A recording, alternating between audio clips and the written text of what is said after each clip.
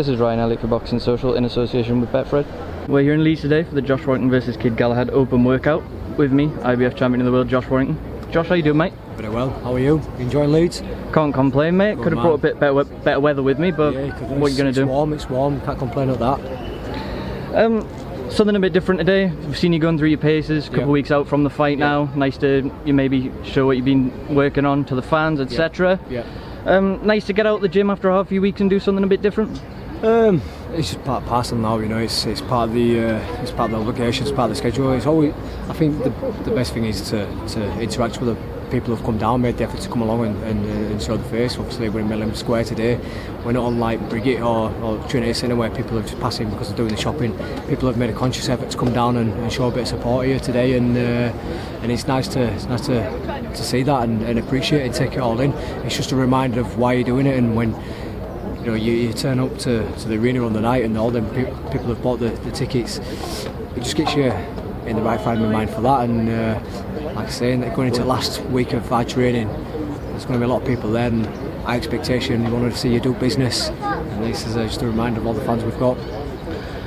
I understand you were doing some media obligations yesterday in London as well, ahead of the fight. Yeah, you've had the open workout today. One notable absentee today, Kid Galahad. He's not here. What's happened there, Josh? Yeah, I think his train tickets got missing, so you know, something like Dom couldn't make it with him, so that's it. But I don't know, mate. I don't know. Listen, he's not here. It doesn't matter. You know, for me, he's just an opponent now. All the talking's more or less done. We were fighting 14 days time, so you know, like, you can say whatever he wants. So I think he's kind of stopped the talking. End of the day, the fight's amongst us now, so you know, it's about what happens under the lights in that ring for them 12 rounds. Let's talk about your camp. You're probably just starting to taper down now, wind down after a good few weeks, 2 weeks out now.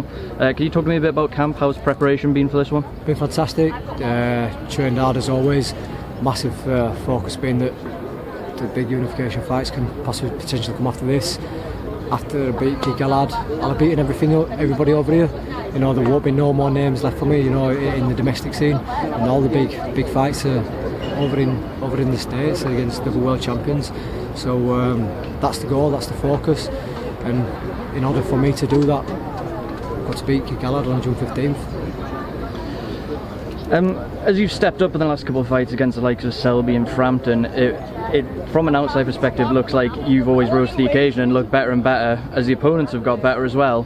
Not only was the work rate there and did you box smart in those fights, but you also looked to be a really mature featherweight. You looked very strong in those fights. Do you feel now in the gym you're getting somewhere close to your peak powers? Yeah, definitely. You do talk about peaks in sporting careers. Footballers go for a peak, you know, boxers go for a peak. I'm really in my peak years now, and people used to say, oh, Josh Warrington didn't have the power, you don't have the power at world level. I never used to get worked up about that because I knew I can dig, and it was about bringing it to the table, and that was, like I said, a bit of maturity. I'm there now, and this is the time to really make my mark on sport, potentially make history and a bit of legacy.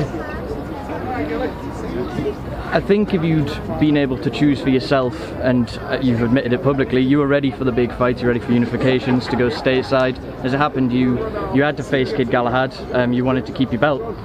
I'm interested to know how that's affected your mentality in camp. Have you been thinking of it as a case of, I just need to beat Kid Galahad and the big fights are all there for me, or are you thinking of it just as, I'm only focused on Kid Galahad, this is all about him? No, obviously I had my initial sulk, you know, because I wanted to go stateside, but you've got to understand that these things have got to be done as a champion, so you just look at it as this is another world title fight. They're all big fights, they're all massive occasions, whether it be Selby, whether it be Frampton, whether it be Galahad, they're all massive occasions, and this is stuff we dream of as a kid, and it's all part of the process, it's all part of the journey.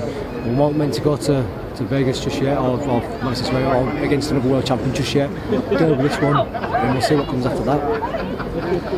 Let's talk about Kid Galahad briefly.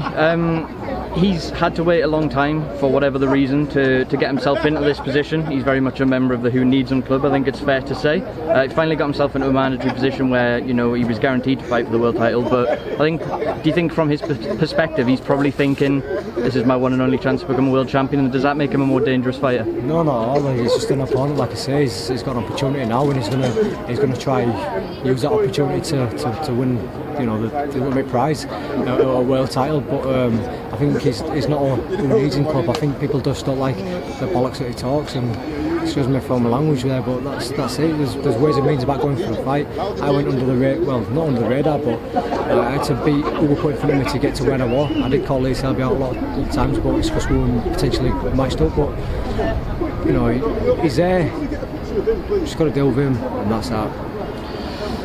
You've been someone that's very publicly vocal about being against fighters taking performance-enhancing drugs. Yeah. I know you are very passionate about that subject. In 2 weeks you face someone who has been banned for taking performance-enhancing drugs. Do you consider Kid Galahad lucky to be in this position? 100%. 100%. He's lucky to boxing again, isn't he? Really, and those who've had the bans, whoever they are, it's a lace of gloves, are very lucky. So, you know, I think they've just got to change their way of thinking about approaching the sport and the way they conduct themselves as well. 2 weeks away now, expecting a white hot atmosphere in there as always. The fans always get behind you wherever you fight. I'm expecting this to be no different. I know you've touched on it, this could be one of the last times they see you over here. How do you think Kid Galahad deals with that atmosphere? He's never came into something that hostile before. I'm sure they'll all be right on him from the second he comes into the arena. How do you think he deals with that mentally?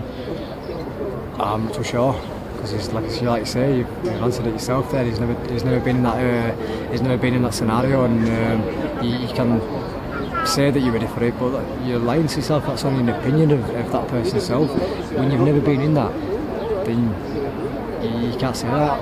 If he's been in a massive atmosphere like that, then it's fact. He's been there. He's done it, but he's never been in this kind of atmosphere, and he won't know. He won't know until he stands on that ramp and he looks at the thousands, you know, screaming and shouting. And as he walks to the ring, can he hold his nerve? Can he let his mentality stay strong? Will he be looking at people's faces? And then I get into the ring. Obviously, he's got to focus on myself then. But every time I land a punch and the roar goes up, it's little things like that. So we'll see on the night. I know fighters don't like to deal in ifs, whens and maybes, especially when they've got a date. But if you do overcome Kid Galahad, what's the goal for you in the next 12 months? Is it to try and get the Ring Magazine belt, Unifications? What are you chasing if you come through this fight? When I do, June 15th, set my goal on trying to get Cruz at the end of the year.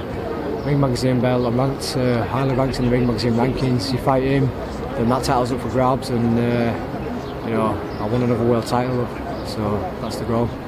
Final word to you, Josh. June 15th in front of your own fans, possibly for the last time in a good while, as you pursue other dreams stateside. What do we see unfolding on the night? Josh Warrington, and still, Josh Warrington win.